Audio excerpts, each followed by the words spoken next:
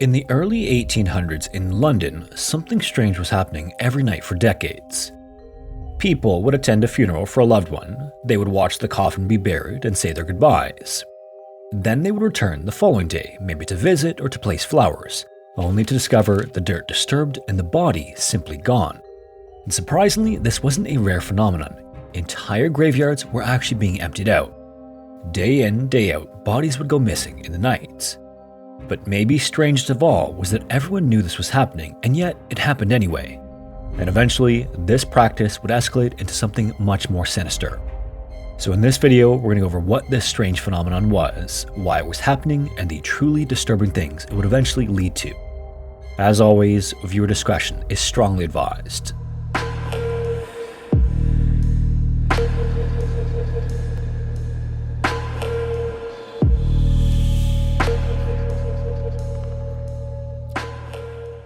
In the early decades of the 19th century, many people in Britain feared something that might seem strange to us today. Funerals at the time were not always the end of the story for those who had passed away. In cities like London and Edinburgh, families often worried that the freshly buried bodies of relatives might not remain in the ground for very long. Instead, there was a very real possibility that someone might dig them up in the middle of the night and carry them away, and this was no urban legend. This was the reality of the times, and the reason for this might seem decidedly unreal to us today. The men who did this were known as resurrectionists, though most people use simpler and less flattering names. They were called body snatchers, sack-em-up men, or sometimes night doctors, but whatever anyone preferred to call them, their purpose was always the same. They made money by digging up corpses and selling them to medical schools. This practice horrified the public, but it also flourished because it served an overwhelming demand. During the late 18th and early 19th centuries, medicine was changing quickly. Doctors and surgeons were beginning to understand that the human body could not be studied properly through books or animal dissection alone. If students wanted to become skilled surgeons one day, they needed to learn anatomy by examining real human bodies, and that created a problem. Medical schools needed far more cadavers than the law allowed them to obtain. The legal supply was small and tightly controlled, but the number of students studying medicine was growing rapidly. As a result, a strange partnership developed between surgeons and criminals. The surgeons needed bodies, and the criminals knew how to get them. At first, this underground trade focused mainly on graves, and as a result, fresh burials were watched closely, but even still, the dead sometimes disappeared. Under the cover of darkness, a small crew could slip into a churchyard, dig down just far enough to expose the coffin, pry open the lid, and pull the body out with a rope. It would then be stripped of clothing and placed in a sack before being carried away, and the whole operation could be finished in less than an hour. For grieving families, the idea that a loved one's body might be treated this way was deeply disturbing. Some people even tried to guard graves themselves for several nights after a burial. Others paid watchmen to patrol cemeteries, and in some places, heavy iron cages known as mort safes were placed over graves to prevent them from being disturbed until the body inside had decomposed enough to lose its value. Even with these precautions though, the trade continued. The money was just simply too good. A freshly buried adult corpse could bring a surprisingly large sum from an anatomy school. Unusual bodies with deformities, rare diseases, or injuries were worth even more.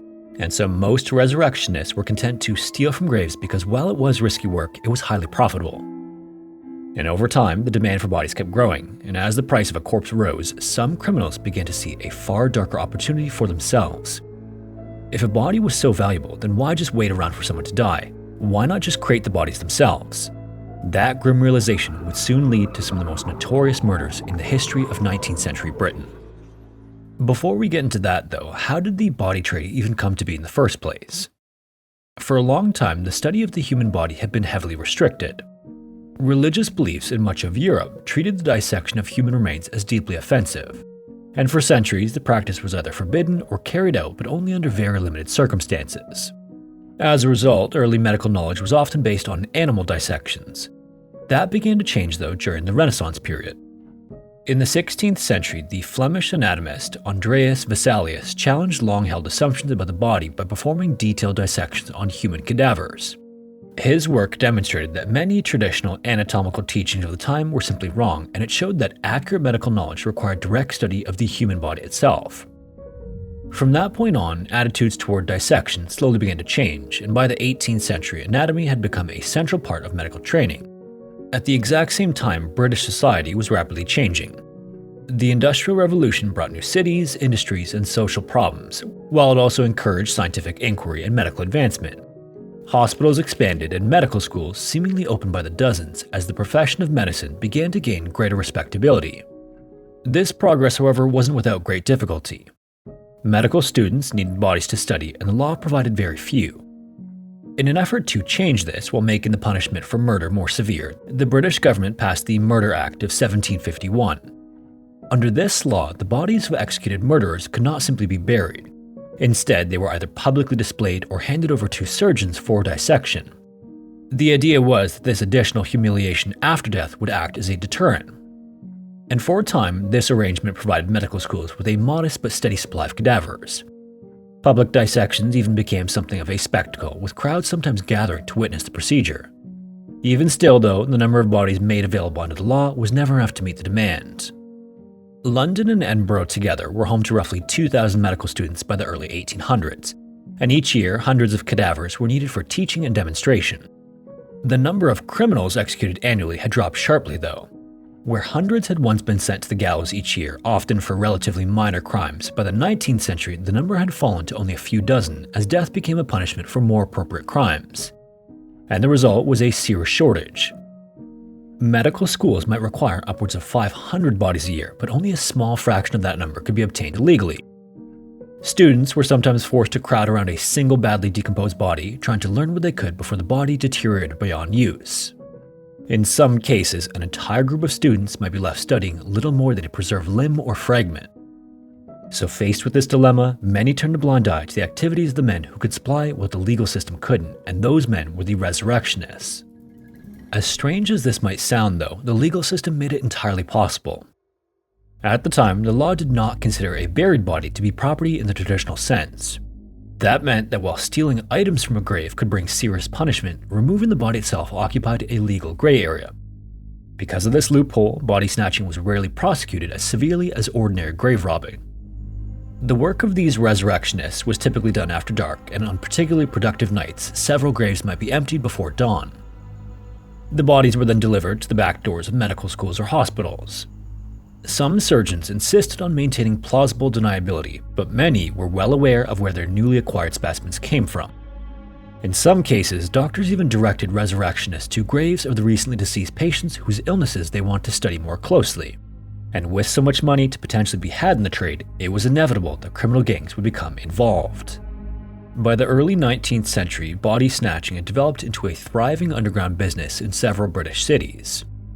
As demand for bodies continued to rise, however, a few men began to realize there was an even easier way to obtain a fresh corpse. And this horrifying idea was demonstrated most famously in 1828. The case of William Burke and William Hare showed just how far the body trade could go when greed and opportunity came together. Both men were Irish immigrants living in Edinburgh. Hare ran a small and rather rough boarding house in the city, and it was there that the two first stumbled into the anatomy trade almost by accident. One of Hare's elderly lodgers died while owing rent, so faced with the prospect of burying the man and losing the money he was owed, Hare came up with another idea. The two men removed the body of the elderly man from his coffin and took it to the office of Dr. Robert Knox. Robert was pleased to receive the cadaver and paid the men for it. And once they realized how easily a corpse could be turned into cash, Burke and Hare began to see new possibilities. Their victims were usually poor and vulnerable people who would not be immediately missed. Many were drifters, laborers, or women living on the margins of society. Burke and Hare would invite a victim back to the boarding house, offer them plenty to drink, and wait until they were heavily intoxicated before they struck. To avoid leaving marks that might raise suspicion during an anatomical examination, Burke and Hare developed a method that relied on smothering. One man would hold the victim down while the other pressed on the chest and covered the mouth and nose. The process was quick and quiet and left very few obvious signs. Once the victim was gone, the body was taken to Robert and sold just like any other cadaver. Over the course of several months, the two men repeated this routine again and again. By the time they were finally caught, they were believed to have killed at least 16 people, although rumors at the time suggested that the number could have been much higher. When authorities eventually arrested Burke and Hare, the two men quickly turned on one another. Hare agreed to testify for the prosecution in exchange for immunity, leaving Burke to face the consequences of their actions alone. In January of 1829, Burke was found guilty of murder and sentenced to death. His execution drew a massive crowd, with thousands gathering to witness in Edinburgh's Lawn Market. And in a final twist that many people saw as fitting, Burke's body was handed over for a dissection after his death, thanks to the Murder Act of 1751. During the procedure, pieces of his skin were reportedly used to create a small pocketbook that still survives to this day. William Hare, meanwhile, avoided the gallows but did not escape public anger. After being released, he left Scotland and eventually returned to Ireland. According to later accounts, he was recognized there and attacked by a mob that threw him into a pit of lime, leaving him permanently blind. He is said to have spent the rest of his life begging on the streets. The Burke and Hare case was then widely reported across Britain, but instead of discouraging others, the story showed that their trade could bring in a great deal of money. In the crowded streets of London, a group of resurrectionists was paying close attention to this, and before long, they would begin to follow a similar path. By the early 1830s, this small group, calling themselves the London Burkers, was operating out of the East End. Their leader was John Bishop, a labourer who had spent many years working as a resurrectionist. With him were Tom Williams, a bricklayer, and James May, a butcher who was sometimes known by the nicknames Jack Stirbout or Black-Eyed Jack. Together, they formed a loose gang that began making money through the trade of bodies.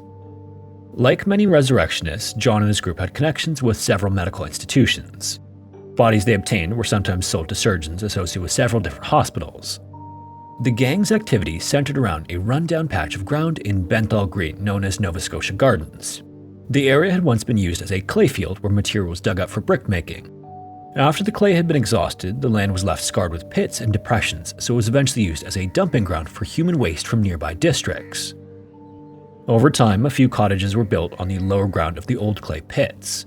And because the land drained poorly and was prone to flooding, not to mention the smell, the houses were considered undesirable and cheap to rent. For men involved in a questionable trade, however, the location offered cover that allowed them to blend in. John and Thomas eventually rented two of the cottages, number 2 and number 3 Nova Scotia Gardens, which they used as their base of operations. To those around them, they were simply hardworking men living in a poor part of the city, but behind the facade, John alone had already spent 12 years stealing nearly countless bodies taken from graves around London. For years, the London Burkers seemed to have limited themselves to grave robbing, much like other resurrectionists. That is, until they learned about the example set by Burke and Hare. In the fall of 1831, the London Burkers would change their preferred method of procuring corpses, and their crimes might have never come to light if not for the delivery of a single body to a London anatomy school. In early November of that year, a body arrived at the King's College School of Anatomy in London that immediately raised suspicions. John and James had shown up earlier with the body of a boy who appeared to be around 14 years old. At first glance, there was nothing unusual about resurrectionists bringing a corpse to an anatomy school, but something about this particular body didn't seem right. Before arriving at King's College, John and James had actually tried to sell the corpse elsewhere. They first approached Guy's Hospital, hoping to make a quick sale, but the hospital refused the body for reasons that aren't entirely clear.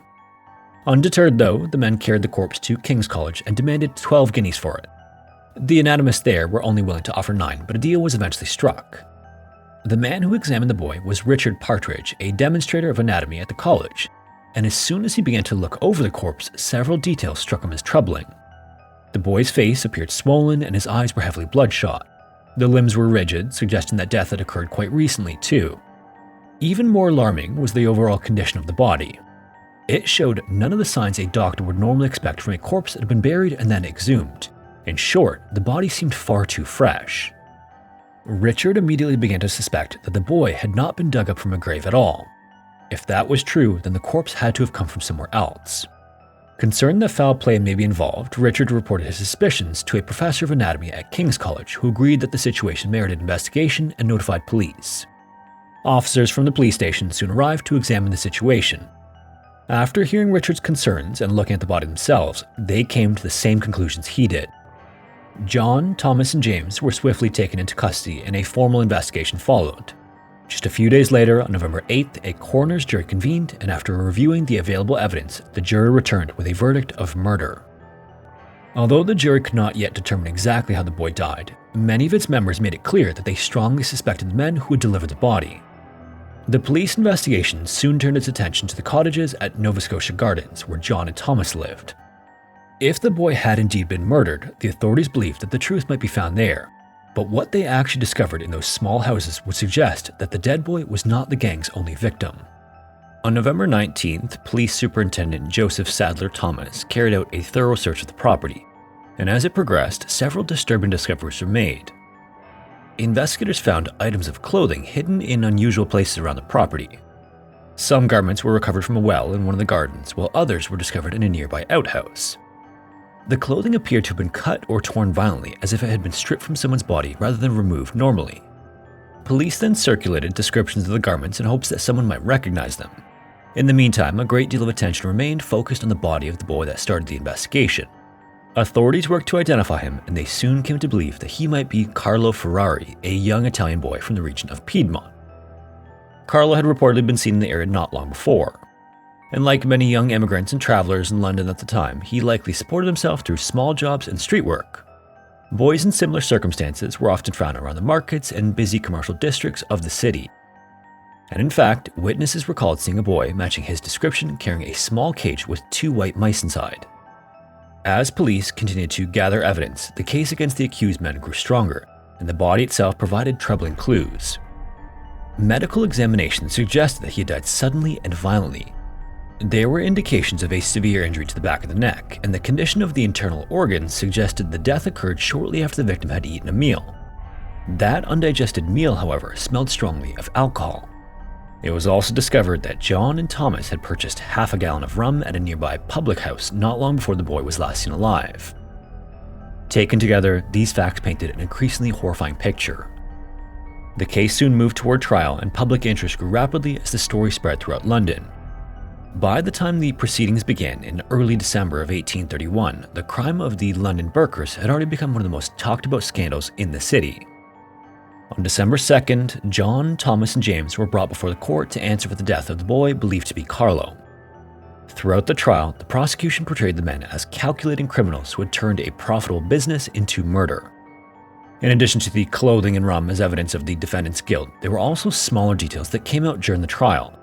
One witness testified that James had sold Carlo's teeth to a dentist and that he had openly admitted that the specimens came from a body that had not been buried.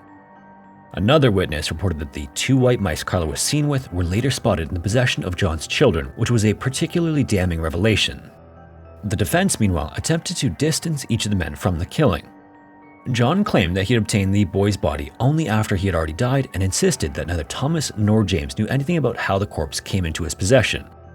Thomas argued that he had simply shared in the profit from selling the body but had no knowledge of any murder. James, meanwhile, maintained that he had only helped deliver the corpse and had played no part in obtaining it. James also produced a witness who testified that she had been with him late the evening on the night the boy was believed to have been killed, providing him with an alibi. Despite these arguments, though, the evidence against the defendants appeared overwhelming. After 2 days of testimony, the case was handed over to the jury on the evening of December 3rd, and they didn't deliberate for long. After only 30 minutes, they returned to the courtroom with a guilty verdict, and all 3 men were sentenced to death. Later that same evening, not long after the verdict was announced, Thomas appeared to break under the weight of what happened. Sitting in his jail cell, he became visibly distressed and began to weep. During this breakdown, Thomas said he wanted to unburden himself and reveal the truth about what had taken place at Nova Scotia Gardens. The following morning, John also expressed a desire to make a full confession. On December 4th, the 2 men attended services in the prison chapel, and afterward they were placed together in a cell where officials recorded their statements in writing. What they described confirmed many of the suspicions investigators already had and revealed the chilling details behind Carlo's end. According to John's confession, Carlo had been taken on November 3rd from the Bell, which was a public house in Smithfield. The men approached him with the promise of lodging at Nova Scotia Gardens. Once he arrived at the cottage, Carlo was given rum mixed with laudanum, a powerful opium-based drug that was widely available at the time. After he lost consciousness, John and Thomas left the house for a time and went drinking at another nearby tavern known as the Feathers. When they returned, Carlo was still unconscious, so at that point they carried him outside to a well on the property. A cord was then tied around his feet and he was forced headfirst into the well. Apparently, the shock of the water roused Carlo and a brief struggle ensued, but it didn't last long. Within moments, he was gone. John and Thomas then left to drink again for a short time before returning to retrieve the body. They then removed Carlo's clothing, placed the body in a bag, and prepared it for sale. This was obviously quite the shocking conclusion to the case, but the confessions didn't stop there. John and Thomas also admitted to an earlier taking of a woman named Fanny Pigburn, who had disappeared several weeks earlier. Fanny was about 35 years old and supported herself by working as a laundress in the Shoreditch area. Her disappearance had been something of a mystery at the time, too. According to those who knew her, Fanny had returned home one evening after spending the day washing clothes for a client. She stayed only briefly before putting on her cloak and saying she needed to run an errand. After leaving the house, though, she was never seen by her family again. During the investigation of Nova Scotia Gardens, police had discovered a bundle of women's clothing, and when descriptions of the garments were circulated, friends and family of Fanny quickly identified them as hers. And just as they had with Carlo, John and Thomas provided the details of what they did with her. According to John, Thomas had encountered Fanny while she was sleeping outdoors and brought her back to the cottage with the promise of a place to stay for the night. Then, also like Carlo, she was given drinks until she fell asleep. Once she was unconscious, a cord was tied around her feet and she was carried to the well. Fanny was then pushed in headfirst into the water. Per their confessions, there was also another victim, a boy known only by the name Cunningham. John and Thomas found him sleeping near the pig market in Smithfield on October 21st and lured him back to Nova Scotia Gardens with the same promise of lodging. Like the others, he was taken to the well and his body was later sold for 8 guineas. Maybe the most shocking part of John's confession, though, came when he described his earlier activities. Supposedly, over the course of 12 years as a resurrectionist, he claimed to have stolen between 500 and 1,000 bodies from graves around London before selling them. These confessions also cleared James of direct involvement in the murders themselves. While James had helped transport bodies and arrange sales, John and Thomas admitted that the killings had been carried out by the two of them alone. As a result, James's sentence was converted to life in prison instead. As for John and Thomas, though, just 2 days after their verdict came down, their sentence took place. On the morning of December 5th, 1831, large crowds gathered outside the Newgate prison gallows. These were still a common spectacle in Britain at the time, and events like this drew enormous audiences. And in this case, the notoriety of the London Burkers brought in an estimated 30,000 people to watch. With much fanfare, John and Thomas were brought out to the scaffold before the cheering crowd. As had happened in the case of Burke a few years earlier, they were then handed over for dissection. In the days that followed, large numbers of people lined up to view their dissections, as many were actually eager to see the fate of the London Burkers up close. As for James, he was placed aboard a convict transport ship bound for Van Diemen's Land, the penal colony that would later become the Australian state of Tasmania. In 1834, he died at the settlement and was buried in an unmarked grave on the Isle of the Dead, which was a small island used as a burial ground for convicts and settlers alike. With these sentences carried out, the immediate case of the London Burkers had come to an end, but the scandal surrounding it had stirred public outrage on a much larger scale. For many people, the case is proof that the system surrounding anatomical study had become dangerously corrupt. The demand for bodies had grown so intense that it encouraged criminals to move from grave robbing to worse, and the case of the London Burkers wasn't even the last of its kind. By this point, it was clearly a problem the government could no longer ignore. So faced with growing outrage and increasing pressure from the public, the British government passed the Anatomy Act of 1832. This new law dramatically changed the way medical schools obtained bodies. Instead of relying on the bodies of criminals or the questionable activities of resurrectionists, anatomists were now allowed to use the unclaimed bodies of people who had died in workhouses, hospitals, or other public institutions. These remains could then be legally provided to medical schools for dissection. By creating this legitimate supply of cadavers, the law removed the financial incentive that had driven the body snatching trade, and within a few years of the passage of the Anatomy Act, the grisly business of stealing bodies from graves had largely disappeared. If you made it this far, thanks so much for watching, and a special thanks to everyone who supports the channel on Patreon or as a channel member. If you're interested, we offer early access videos that are released roughly a week before the regular YouTube uploads. Also, if you have a story suggestion, feel free to submit it using the form found in the description. Anyways, thanks again, and hopefully I will see you in the next one.